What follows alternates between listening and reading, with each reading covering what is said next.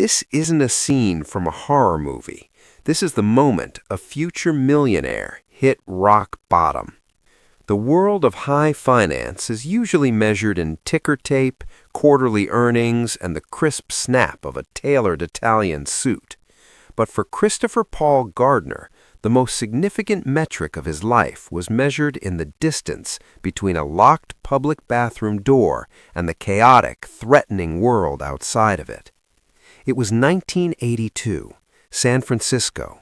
The era of Reaganomics was in full swing, and the divide between the haves and the have-nots was widening into a canyon. Inside a grimy restroom at the BART station, a 28-year-old man pressed his back against the cold, industrial metal of the door.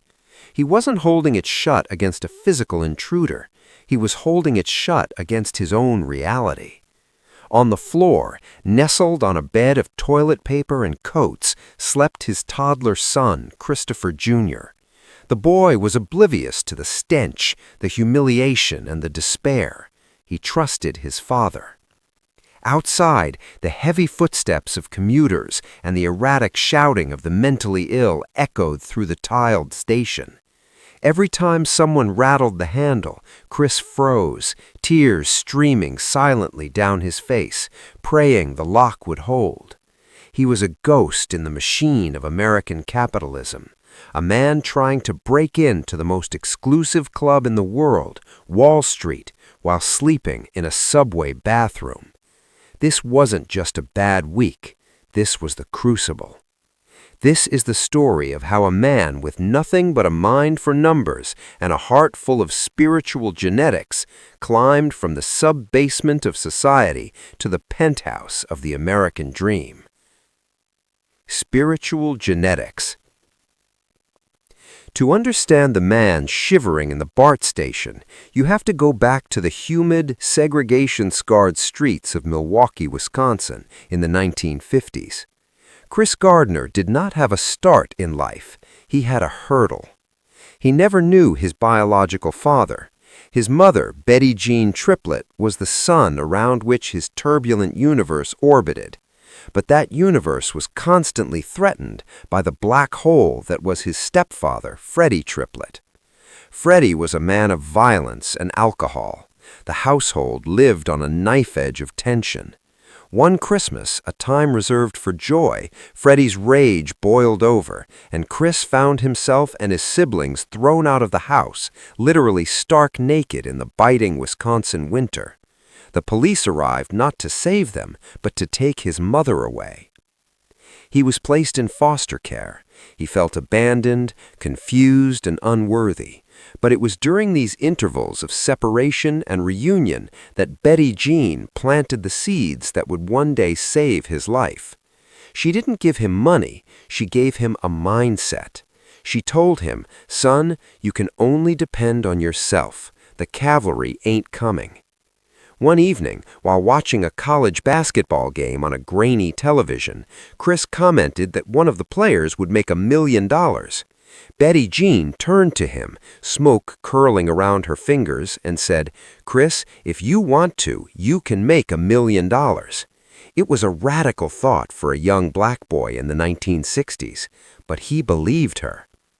She instilled in him what Chris would later call spiritual genetics, the inherited resilience that allows a person to embrace the light even when surrounded by darkness. Red Ferrari. Fast forward to 1981. Chris Gardner had served in the U.S. Navy as a hospital corpsman, moved to San Francisco, and was working as a medical supply salesman. He was smart, charismatic, and struggling. He was selling bone density scanners, bulky, expensive machines that were only marginally better than X-rays. It was a grind. He had a girlfriend, Jackie, and they had a son, Christopher Jr. The financial pressure was a vice tightening around his neck every day. The rent was late, the parking tickets on his beat-up car were piling up. Then came the moment that changed the trajectory of his life. Chris was parking his car in downtown San Francisco when he saw it. A red Ferrari 308. It was sleek, vibrant, and screamed success. A man stepped out of it, looking calm, well-dressed, and utterly unburdened by the crushing weight of poverty that Chris felt every morning. Chris walked up to him. He didn't ask for money. He asked two questions that would become legendary in the lore of American entrepreneurship. "I have two questions for you. What do you do, and how do you do it?" The man was Bob Bridges. He smiled and replied, "I'm a stockbroker." In that moment, the clouds parted. Chris didn't know anything about stocks. He didn't know what the Dow Jones was, but he knew that this man was happy and he was rich. Bridges told him that to be a stockbroker, you didn't need a degree from Harvard. You needed to be good with numbers and good with people. Chris looked at the Ferrari, then looked at his own reflection in the window. "I can do that," he thought. The house of cards collapses. The decision to pursue finance wasn't a simple career pivot. It was a demolition of his current life. Chris managed to charm his way into interviews. He set his sights on Dean Witter Reynolds, a major brokerage firm. He courted managers, he studied, and he hustled. But while he was chasing this new dream, his old reality was crumbling. Because he was focusing on networking and not selling scanners, the money stopped coming in. The relationship with Jackie disintegrated under the stress of poverty. She decided to leave. In the ensuing chaos, she handed Chris their son. She knew she couldn't raise him alone, and despite their fights, she knew Chris loved the boy more than life itself. So, Chris became a single father. Then the hammer dropped. The police caught up with him regarding the mountain of unpaid parking tickets. He was arrested and thrown in jail for 10 days. While he sat in a cell staring at the concrete walls, his life fell apart completely. His apartment was evicted, his clothes, his possessions, his identity, all locked away or discarded. When he was released from jail, he had the clothes on his back and a scheduled final interview for the internship program at Dean Witter. He showed up to the interview looking like a vagrant. He was wearing a painter's jacket and sneakers. He hadn't showered. The interviewers, sitting in their pristine suits in a high-rise office overlooking the bay, stared at him. Mr. Albin, the manager, looked at Chris and asked, "Chris, what would you say if a guy walked in for an interview without a shirt on and I hired him? What would you say?" Chris didn't flinch. His wit, sharpened by years of survival, kicked in. He must have had on some really nice pants. They laughed. They saw the spark. They gave him the spot. The internship of hard knocks. The victory was short-lived. Chris discovered a terrifying detail about the internship. It paid a monthly stipend of roughly $1,000. In 1980's San Francisco, that was not enough for rent, food, and daycare. Furthermore, it was a competition. The program started with 20 people. Only one would be hired at the end. Chris Gardner was now entered into the most grueling contest of his life. By day, he was surrounded by the masters of the universe, men shouting buy and sell, moving millions of dollars with a phone call. By night, he was a homeless wanderer. He and his son moved into a cheap hotel, but soon the money ran out. They were forced onto the streets. This is where the legend of Chris Gardner separates from the typical rags to riches story. Most people imagine homeless as sleeping on a park bench. For Chris, it was a tactical military operation. Every day at 5 p.m., when the other interns were heading to happy hour to network, Chris had to race across town. He had to pick up Christopher Jr. from a low-cost daycare in Chinatown. Then the hunt for shelter began. They slept in parks. They slept under his desk at the office, hiding from the janitors. They slept at the airport, and famously, they slept in the BART station restroom. Chris developed a routine to hide his homelessness from his colleagues. He owned 2 suits. He would wash them in public sinks. He kept his scant belongings in the Blue Book, a heavy stroller that he wheeled everywhere. He told his co-workers he was commuting from the East Bay to explain his early departures and his luggage. 200 calls a day. In the office, Chris had a disadvantage. The other interns could stay late. They could wine and dine clients. Chris had to leave by 5 p.m. sharp to ensure he and his son got a spot in the line for the Glide Memorial Church homeless shelter. If they weren't in line by 5:30, they didn't get a bed. To compete, Chris optimized his workflow with the precision of a machine. He realized that every time he picked up the phone, dialed, and put it down, he lost seconds. So he stopped putting the phone down. He would tap the disconnect button with his finger and immediately dial the next number.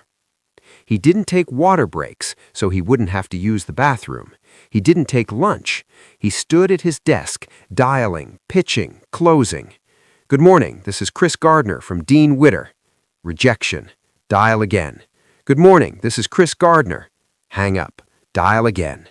He had to make 200 calls a day to hit his targets. He made them. He studied the tax codes and the stock charts by the dim light of the homeless shelter, while his son slept on a cot next to strangers, addicts, and the forgotten. The duality was psychological torture. In the morning, he was advising rich people on how to invest their tax returns. In the evening, he was arguing with shelter staff for extra toilet paper. One day, a colleague noticed Chris wearing the same suit 2 days in a row. "Rough night?" the colleague joked. "You have no idea," Chris smiled. He never complained. He never used his situation as an excuse. He viewed his homelessness not as a state of being, but as a temporary logistical problem to be solved. The light at the end of the tunnel. The internship was coming to a close. The licensing exam, the Series 7, was looming. This was the beast that ate aspiring brokers for breakfast. If you failed, you were out. Chris had no quiet study, no library, no tutor. He studied on the bus. He studied in the soup kitchen line. The day of the exam came. He walked in, exhausted but focused. He took the test, pouring every ounce of his intellect onto the Scantron sheet. Then, the wait. A few days later, Chris was called into the manager's office, the same office where he had joked about the nice pants. The atmosphere was heavy. The manager looked at him. "Chris," he said, "you did a hell of a job. You passed." But passing wasn't enough. They had to offer him the job. The manager extended his hand. "We'd like to offer you a position here at Dean Witter." Chris shook the hand. He didn't scream. He didn't jump. His eyes welled up with tears that he fought to hold back. "Thank you," he whispered. "You won't regret this." He walked out of the office and onto the busy street. The sun was shining. The noise of the city, usually a threat, now sounded like a symphony. He rushed to the daycare to pick up Christopher Jr. He hugged his son tighter than he ever had. "We did it," he told the toddler, who didn't understand the words but understood the emotion. "We have a home." The Empire. Chris Gardner didn't just survive, he thrived. Once he had a salary, he got an apartment. It wasn't a palace, but it had a key. It had a door that locked from the inside. It had a bathtub. He worked at Dean Witter, then moved to Bear Stearns, where he became a top earner. The skills he had honed during his homelessness, the intense focus, the resilience, the ability to read people, made him a shark in the water. But he was a shark with a heart. In 1987, just a few years after sleeping in a subway bathroom, Chris Gardner founded his own brokerage firm, Gardner Rich & Co., in Chicago. He started it in his apartment with a table, a chair, and $10,000. He owned 75% of the company. He bought the Ferrari, not because of vanity, but as a trophy of the impossible. But the money wasn't the ending. Chris never forgot the faces in the shelter. He never forgot the Rev. Cecil Williams at Glide Memorial Church who had fed him. He became a philanthropist. He dedicated his life to helping the homeless and funding organizations that assisted families in crisis. He met Nelson Mandela. He became a speaker, traveling the world to tell people that their current circumstances do not dictate their future. The pursuit of happiness. Decades later, Chris Gardner walked onto a movie set. He watched a superstar, Will Smith, reenact the worst moments of his life. He watched the scene in the subway bathroom. It was painful, but it was cathartic. The movie, The Pursuit of Happiness, spelled with a Y just like the mural at his son's daycare, brought his story to the world. Chris Gardner is no longer the man in the bathroom. He is a multi-millionaire, an author, and a legend. But if you ask him who he is, he won't say CEO. He will say he is a father who broke the cycle. He kept his promise. He was the father he never had. And somewhere in the bustling noise of America, the echo of his mother's voice still rings true.